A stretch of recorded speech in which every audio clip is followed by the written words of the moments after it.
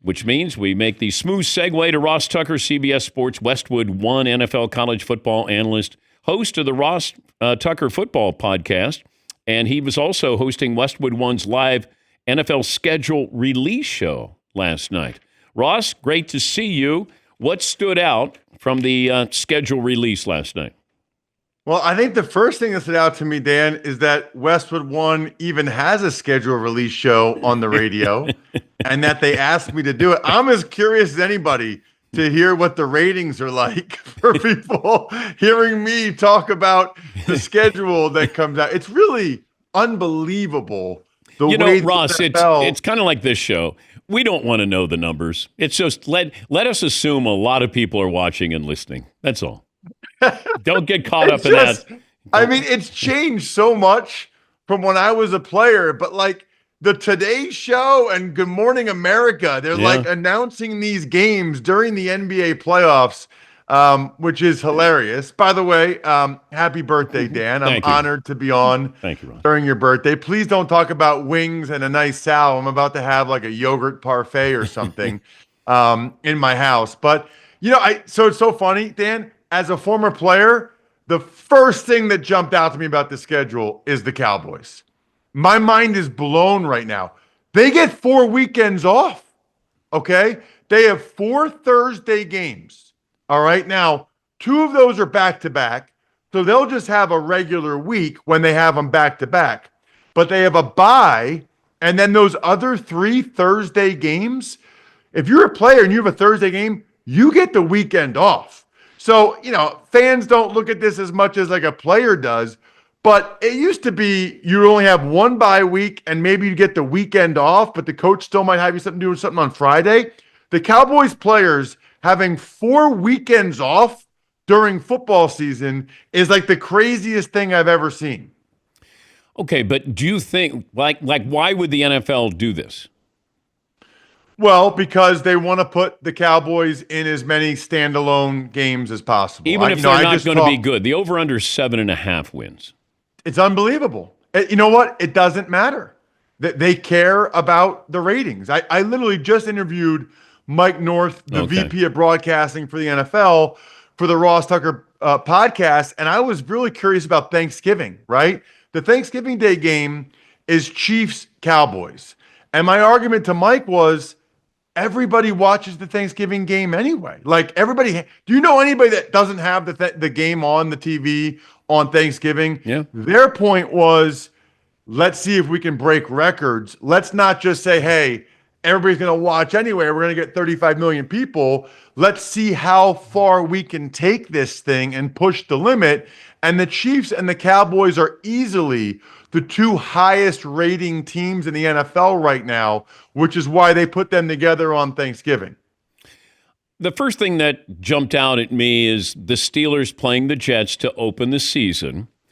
And do you do this as just we didn't realize that? Or is it, well, of course we're going to open up with this because Aaron Rodgers is going to play week 1 for the Steelers?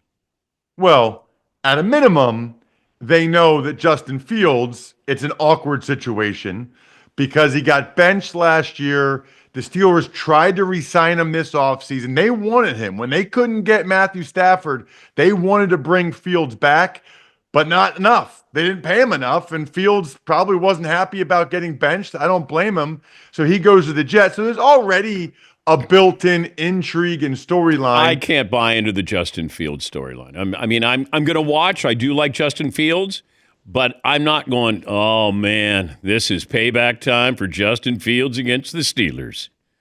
The Rodgers thing, I think that they strongly suspect Rodgers will play for the Steelers, and that obviously takes us to another level, which I think brings up a really interesting point at this point, Dan. Why hasn't Aaron signed yet? Okay. You could have made the argument, if he's going to play, you could have made the argument he wanted to wait to see how the draft played out, right? At this point, the only reasonable, I'll say this, there's 2 reasonable arguments for why he hasn't signed yet.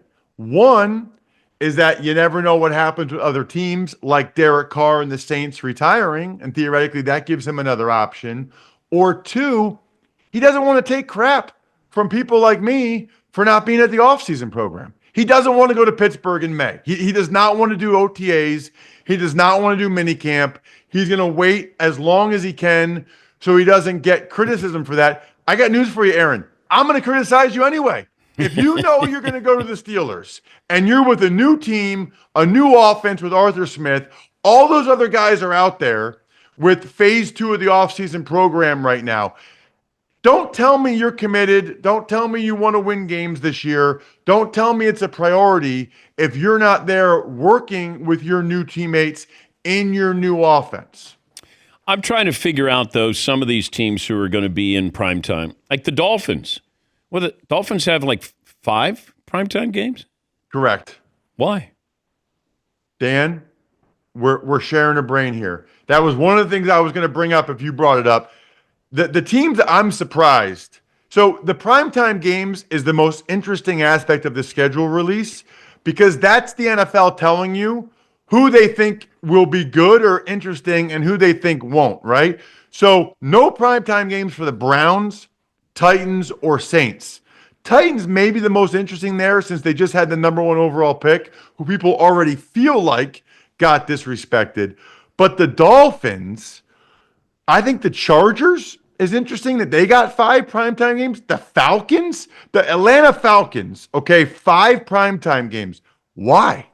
Like, they're not even the favorite in the NFC South, which isn't a great division. The Bucks are. And then I think the Niners is interesting, right? The NFL is betting on a big comeback from the Niners. But I agree, the Dolphins jumped out to me for sure among that group of teams. They all get 5 primetime games where the Titans, Saints, and Browns get 0? You don't want to see the Browns in primetime, do you? Unless Shador Sanders is playing. I do want to see him. You know why? Because I think it's going to be Shador Sanders or Dylan Gabriel starting. If you look at the trade they made. Week 1? I don't know about week 1, but I think both of those kids are going to start a bunch of games this year so that the Browns find out what they have in them. I mean, okay, but could you imagine this, Ross? We're talking to Ross Tucker. Okay. What if Shador Sanders ends up starting for the Browns and Aaron Rodgers doesn't play for the Steelers and they have Mason Rudolph and they decided to pass on Shador Sanders? I think Shador Sanders is going to play. He's going to start games this year for the Browns. But Pittsburgh, we thought, was going to take him, and they passed on him. Well, everybody did. But that, to me, could you imagine if he starts for the Browns and let's say he is good? You have Mason Rudolph, and you decided to pass on Shador Sanders. How do you think that's going to go over in Pittsburgh? Not real well, especially when they could have taken him with that 3rd-round pick. You can argue, okay, he's not worth the 1st-rounder. They didn't have a 2nd-rounder.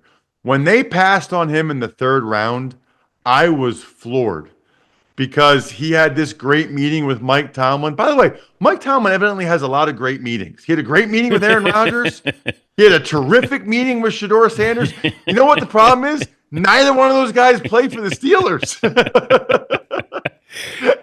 Well, but the meetings were amazing. All surgeries are successful surgeries on athletes, right?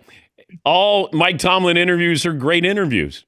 The only team that we've heard, like the Giants, didn't have a good interview with Shador Sanders. Like that came out and everybody criticized the reporters saying, hey, put a name to this, whatever. They didn't have a good meeting with Shador Sanders. But I do think he's going to start games for them. And I think that's going to be an interesting storyline. No primetime games. I don't know if there's any flex in at any point during the season where you go, you know what?